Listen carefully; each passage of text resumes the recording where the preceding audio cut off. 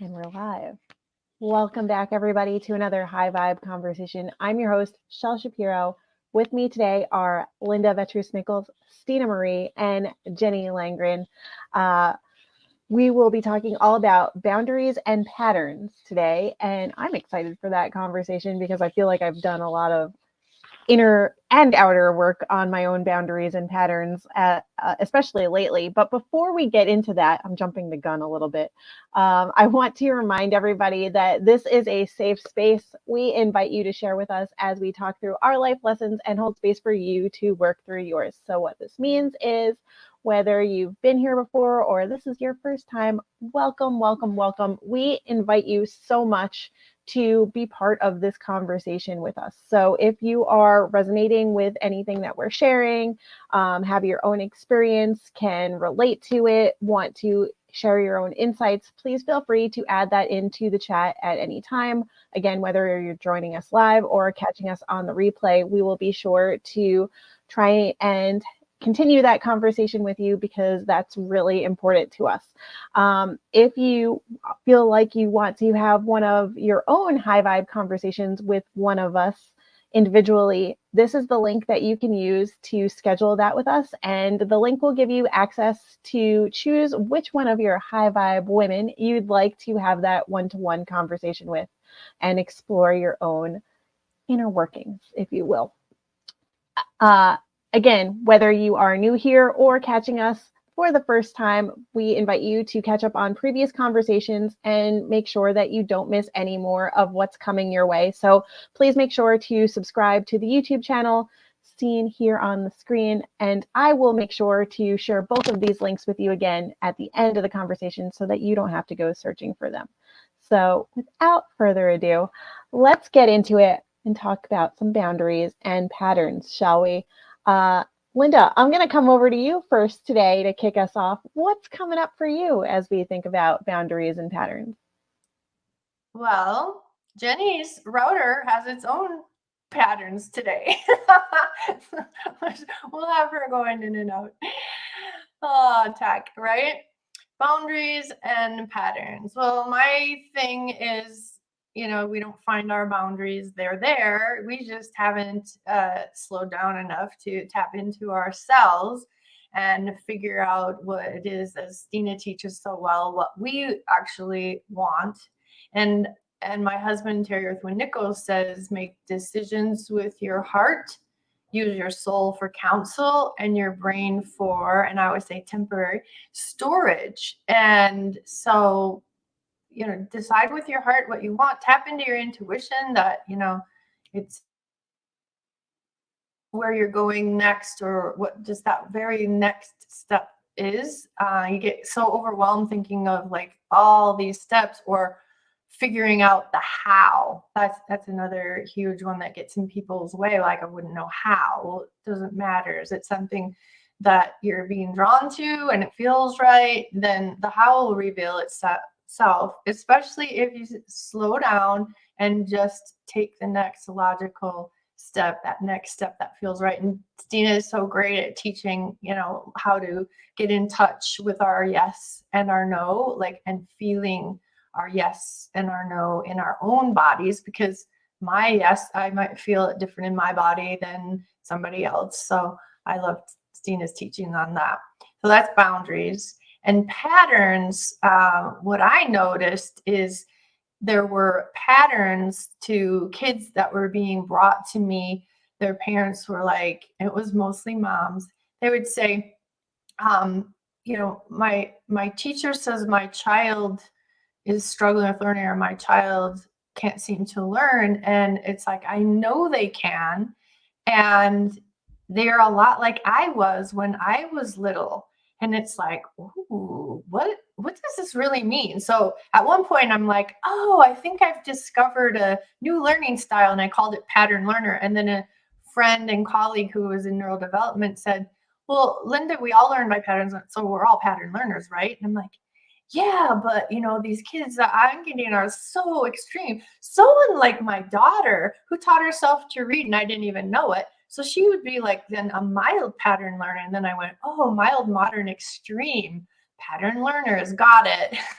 And so I was able to work with the kids and get to the most foundational and connected patterns for learning. And so for me, that's kind of my origin story when it comes to patterns. And then working with clients who have you know, been exposed to like narcissists, or you know, where are all the patterns, and how are we all as human beings similar, and then how is it that we are all different and basically unique in our own makeup, and then getting in touch with that. That's the most important thing, is getting people clear and in alignment with themselves. So that's kind of my take on patterns and boundaries. Yeah, thank you. One of the things that, as you were talking, I was starting to think about, how do we even recognize what our boundaries and patterns are? Like, and I think this is worth like talking a little bit more about too. Like, what's something that you might be like saying or thinking in your head or feeling when, before you even recognize that that's a boundary or a pattern for you, or a boundary or something, a pattern for somebody else, or something just keeps presenting itself over and over again. And if I think back to the times that I've been triggered by something and then stumbled upon a boundary that had been there that I just hadn't recognized yet, or like noticing patterns within myself and what's happening around me, those were the times when I would say something along the lines of, why does this keep happening? Or like, nobody gets it. Or like, this person keeps stepping over like and ignoring what I need, or what I think I've made clear that I want, or like something similar to that. And it's like when you feel like you're on that hamster wheel and you just keep like hitting your head against the wall and nothing is changing. So when we think about like those moments when we've been stuck, or like wanting something to change but just not understanding why the other person or the other people in our lives can't see it, and feeling triggered or resentful or angry or whatever that is about it, those I think are the most important moments to be like, okay, it's not actually about the other person. What can I do differently? What's in front of, what's happening for me that I keep feeling these things when this particular thing or set of things is going on, right? And what comes up for me is core values, which Jenny teaches, and filters, which I teach. And so as you're getting more and more in touch, like for you, Shell, like loving yourself isn't selfish, right? Your book. And so at one point you realized you didn't love yourself. And after you realized that, you started using that as a filter. You know, am I being loving to myself to answer this email now? You know, and that took you like into self-care, and just knowing like your top 3 core values, really just your number 1 core value is the easiest way to go. If your number 1 core value is addressed, then the other boxes somehow are going to, you know, kind of get checked off anyways. So like my number 1 core value is fun. So if it's going to be fun, you know, it's going to be a yes right there. And then I could go to a second core value and, you know, keep seeing, is this the next step for me? Is this the right thing for me? So I just wanted to jump in there with that. I know Stina's got plenty to say. Yeah. So Stina, this is a great time for you to share your thoughts as well. What's coming up for you as we're talking more about boundaries and patterns? Yeah, just to answer the question you posed, Shell, about what's coming up. Usually for me, it's feelings of resentment, bitterness, feeling taken advantage of, or like a sense of like injustice, and defensiveness. Like those are all feelings I think that come up when, you know, someone has behaved in a way that like you didn't expect them to. You just, I think there's a lot of assumptions we make about, oh, everyone knows that you should fill in the blank, whatever that thing is, right? Everyone knows that if you, like for me, it would be, everyone knows that if you invite people over for dinner, you should ask about their food sensitivities, allergies, and preferences, because I do that every time. But that's because my whole family and all of my friends, I have vegan friends, gluten-free friends, dairy-free friends, nut-free friends. Like when I planned my birthday menu, I took all of that into account and was like, I think that just about anybody that I know could show up and eat this meal.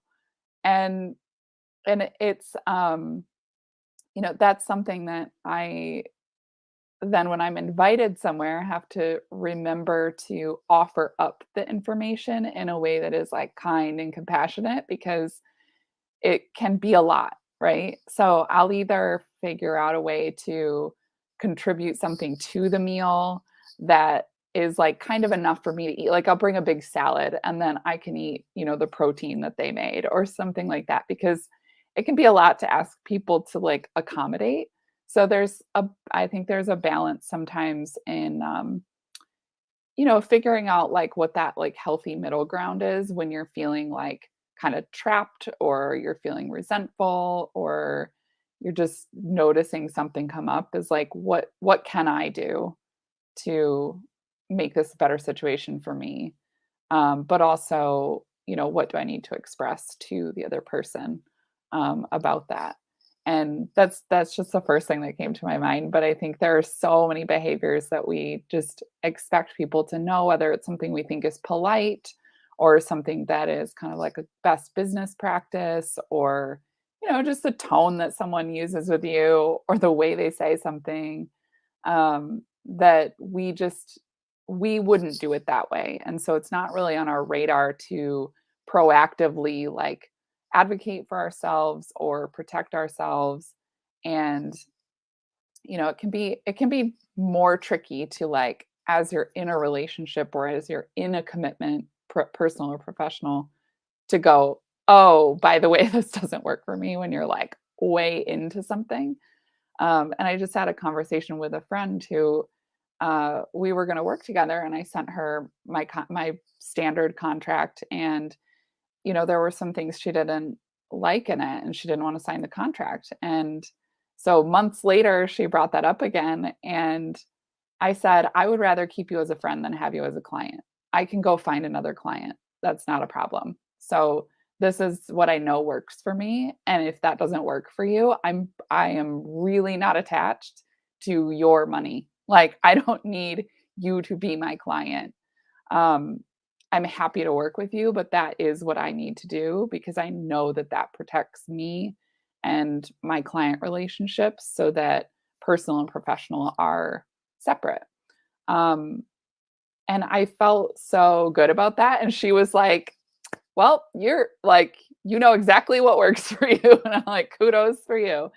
And it didn't like convince her. I wasn't trying to justify it. I was just like, hey, these are experiences I've had in the past. I have to protect myself from having those experiences again in the future. And just like keeping that energy so clean, I think was an actual expression of like a very clear contractual boundary that I was like, yeah, it's totally fine if you don't want to do that. If you do, this is how it's got to work for me to participate.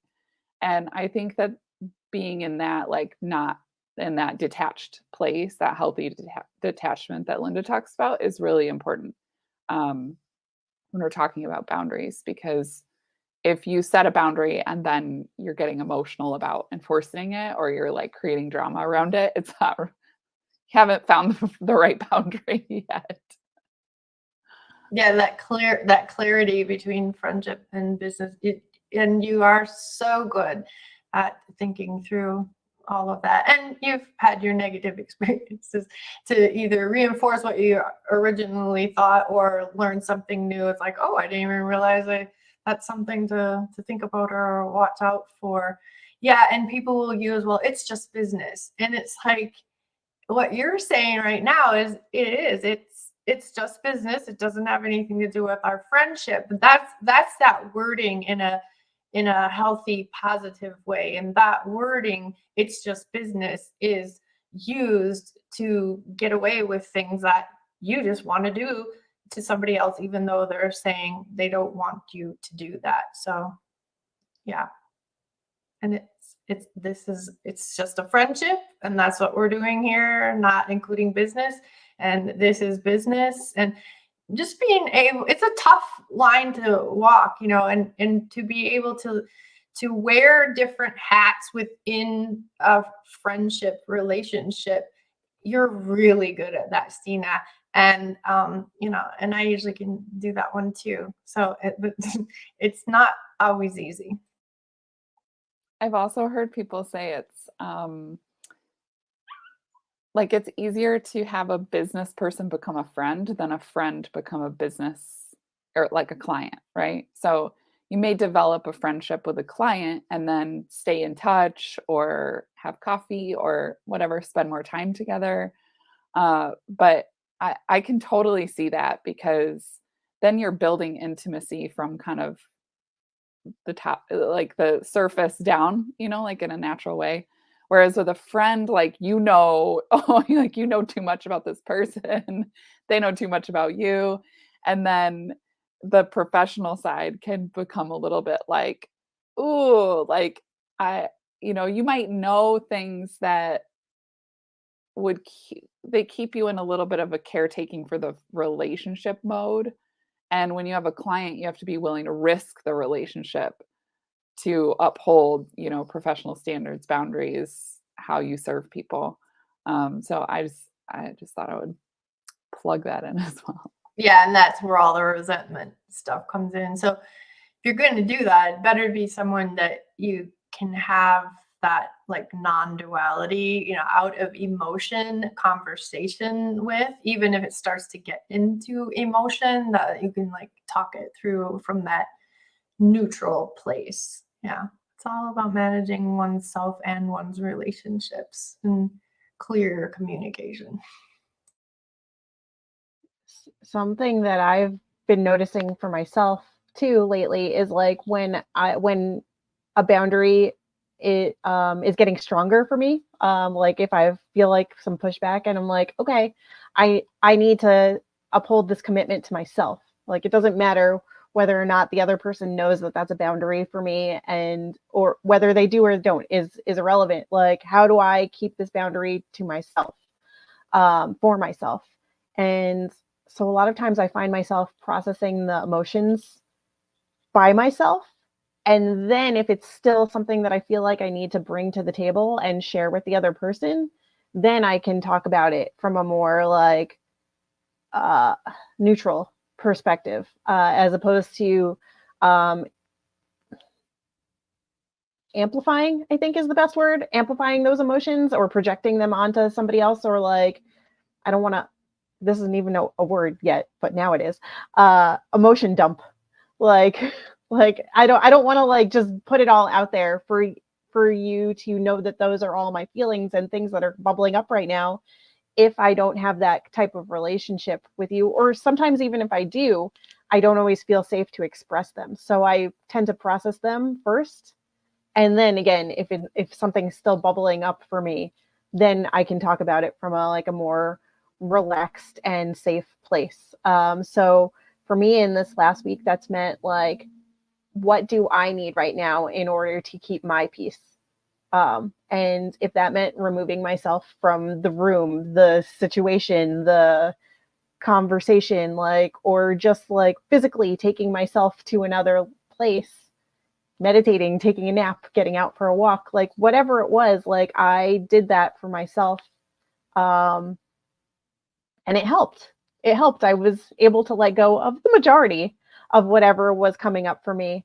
Another thing that we were talking about before, and at the beginning of the conversation, I mentioned like, here's what you might be, what I've noticed that I feel. And then I know Stina, you shared your own thoughts about like how it comes up for you as resentment sometimes, or did in previously.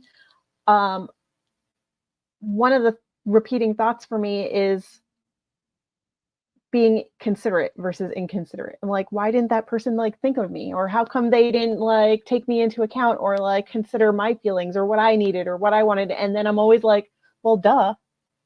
Like they're thinking about themselves. And that's not selfish. Like they should put themselves first. They don't have to think about me. And then I reverse it back and I'm like, well, why am I not thinking about myself? Why am I considering the other person or the other people so much? And is there like a place where both of us, and they don't even have to know that, like, is there, why do, like, so the issue most of the time is like that I recognize that I'm still putting it on the other person and the expectation of them to recognize or consider my point of view or perspective or thoughts or feelings or whatever it is. And I've never even, they probably just don't even know that that's a thing for me. Like I've never brought that to the table, or they're not around me enough to know that, or just for whatever reason. And I'm like, I can't expect somebody to be considerate of me if they don't know that that's a thing, or if I just want them to be free to be themselves. So I need to give myself the space and respect to do that too. So a lot of times I see it from both sides, and then I get in my own head of like, well, now I'm being hard on myself because I expected the other person to be more considerate when I didn't even consider myself first. So it's a me thing. Yeah, and then the triggering of it comes from like you've been in a couple of narcissistic relationships, and in those situations when you're involved with a narcissist, then they don't even care, right? And so that's very triggering. Like, why didn't they care? Why didn't they think of me? Or even the rape situations, like when you told the other guy and he's like denying, like his friend would never do that or whatever, right? So there's a lot of trauma there. Also, you're a feeler. So you're going to go into your feelings first. You're a feeler on like Myers-Briggs, right? Yeah. And I'm a thinker. So I'm just going to think through things. I'll feel it later. I just like think it through first. Yeah. And I think that's where you and I, our boundaries almost just start to clash a little bit, because yeah, you need time to process the emotions, and I've got it all thought out, like no big deal. Right. So yeah, very cool. Just taking a deep breath, letting it all out. I feel like this is something that